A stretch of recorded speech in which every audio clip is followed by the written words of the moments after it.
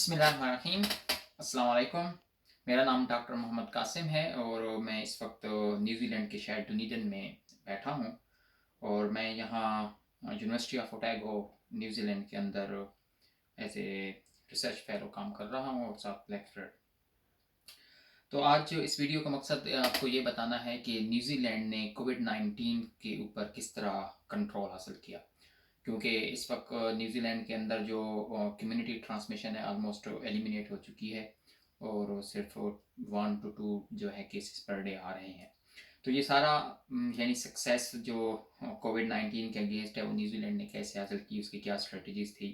खासकर जब दूसरे मुल्क को जिनके अंदर टूरिज़्म बहुत ज़्यादा थी वो बहुत ज़्यादा सफ़र कर रहे हैं, जबकि न्यूज़ीलैंड एक बहुत पॉपुलर डेस्टिनेशन है टूरिस्ट के लिए। उसके बावजूद ऐसी क्या बात हुई है कि जो न्यूज़ीलैंड ने है वो कोविड-19 के अगेंस्ट जो है वो अच्छा कंट्रोल हासिल किया है।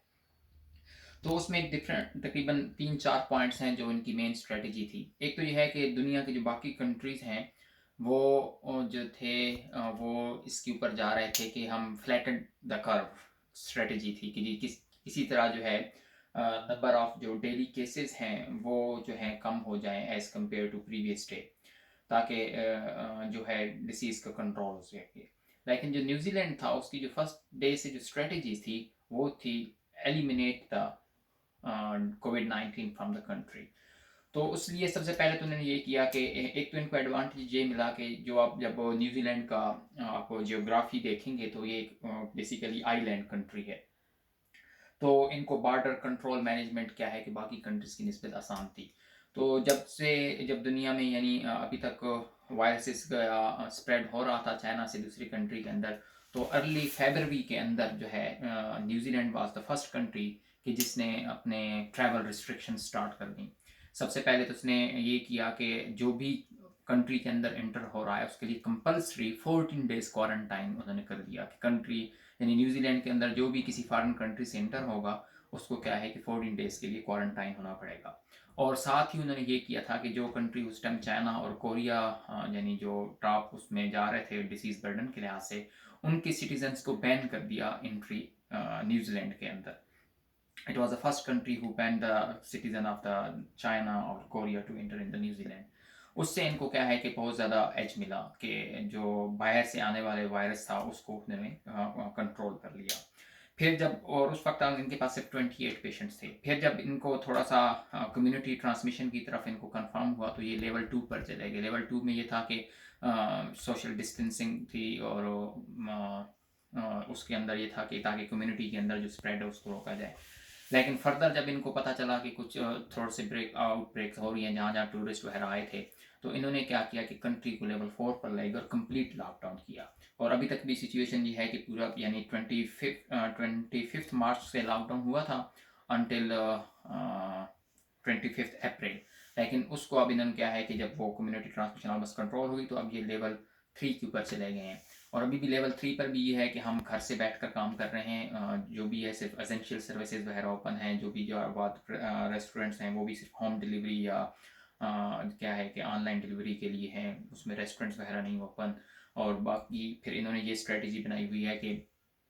हर बंदा जो है ना सिर्फ 10 लोगों की सोशल गैदरिंग बबल है उसके अंदर रह सकता है, उससे ज़्यादा वो कहीं ना तो अपने इस बबल को ब्रेक कर सकता है, यानी उस 10 बंदों के अलावा वो किसी और से इंटरेक्ट नहीं कर सकता, ताकि अगर इन केस कोई स्प्रेड होता भी है तो उसको ट्रेस करना आसान हो और उसके जो बाकी 9 लोग होंगे उनके भी है टेस्टिंग की जाए। एक तो ये था कि सबसे पहले इनकी यानी बेस्ट स्ट्रेटजी ये थी कि इन्होंने फुली कंट्री को लॉकडाउन किया। सेकंड, इनका अच्छा बॉर्डर कंट्रोल मैनेजमेंट थी कि इन्होंने किसी को आने नहीं दिया अंदर और जो आता था उसको 14 डेज क्वारंटाइन की कंपलसरी उसकी रिक्वायरमेंट की। तीसरा इनका ये था कि इन्होंने जो भी इन्फेक्टेड पर्सन सपोज अगर वो जो बाहर से आने वाले थे उनमें हो या लोकल वो थे, उनको इन्होंने एक तो होम के अंदर ट्रीट किया कि जब तक उसकी जो है ना ना हो जाए, यानी बहुत ज़्यादा सीरियस कंडीशन ना हो जाए तो उसको उन्होंने हॉस्पिटल नहीं लेकर आए, क्योंकि ऑलरेडी न्यूजीलैंड के पास क्योंकि बहुत कम हॉस्पिटल्स हैं यानी as compare to their emergency situation के लिहाज से बाकी कंट्री को देखा जाए। तो इस कंट्री क्योंकि पता था कि हम थोड़ा से भी अगर काम हमसे अंडर कंट्रोल ना रहा तो बहुत ज़्यादा मसाइल पैदा हो गए, तो इसलिए इन्होंने उसको क्या है कि सिचुएशन को वेल कंट्रोल्ड में रखा और ज़्यादातर जो भी नॉर्मल माइल्ड कंडीशन थी उनको उन्होंने होम पर ट्रीट किया। इसलिए अब यानी सूरत हाल ये है कि टोटल जो यानी प्रोबेबल केसेस और कंफर्म्ड केसेस हैं न्यूजीलैंड के अंदर वो तकरीबन ऑलमोस्ट 1500 हैं, और उनमें से तकरीबन जो है ना 85% यानी ऑलमोस्ट 1252 केसेस जो हैं वो रिकवर्ड हो चुके हैं। तो इन्होंने क्या है कि पेशेंट्स को जो माइल्ड केसेस उनको घरों पर ट्रीट किया, उससे क्या हुआ कि जो कम्युनिटी ट्रांसमिशन जो हॉस्पिटल्स के थ्रू जो डिसीज़ थी, इन्फेक्शन की, वो कंट्रोल रहा। फिर क्या है कि बहुत ज़्यादा स्ट्रिक्ट लॉकडाउन है, ठीक है, किसी का दूसरे के साथ कोई इंटरेक्शन नहीं हो सकता। पूरा 1 महीने के लिए था जो है कंप्लीट लॉकडाउन था। अभी जो हम लेवल 3 पर गए हुए हैं तो थोड़ा सा परमिशन है बाहर जाने की। वो भी सिर्फ क्या है कि आपने अपने एसेंशियल कामों के लिए, अगर आपने कोई ग्रॉसरी वगैरह खरीदनी है या आपकी कोई बहुत ज़्यादा मसला एक्सपेरिमेंट्स ऐसे हैं कि जो आपने बहुत ज़रूरी करने हैं। अब उसमें भी क्या है कि सपोज़ हमने कोई अब लैब्स के अंदर जाना है तो और उसके भी बाकायदा अप्रूवल्स हैं और बहुत ज़्यादा उसकी रिकॉर्ड्स वगैरह रखने हैं, ठीक है, कि बिल्डिंग में कौन लोग इंटर हो रहे हैं उन सबका रिकॉर्ड होना चाहिए, और क्या 4 मीटर का डिस्टेंस रखना है ताकि कहीं भी अगर कोई केस होता है तो उसको ट्रेस करना आसान हो। फिर क्या था कि इनकी टेस्टिंग एज़ कम्पेयर टू इनकी, क्योंकि पॉपुलेशन कम है as compare to other countries, तो इनकी जो रेशो ऑफ टेस्टिंग है वो यानी इवन यूके और अमेरिका और साउथ कोरिया से भी बेहतर है। ये तकरीबन ऑलमोस्ट 15,000 टेस्ट ऑन 100,000 पीपल के ऊपर इन्होंने की हुई हैं। तो एक तो क्या है कि लार्ज स्केल टेस्टिंग, फिर इनकी पेशेंट ट्रैकिंग, ठीक है, कम्युनिटी ट्रैकिंग कि अगर कोई पेशेंट है तो उसका डिफरेंट उसमें किस किस जगहों पर जो है ना वो गया है और कहाँ से उसकी इन्फेक्शन हुई है, ये सारा कुछ क्या है कि उसमें वो शामिल है।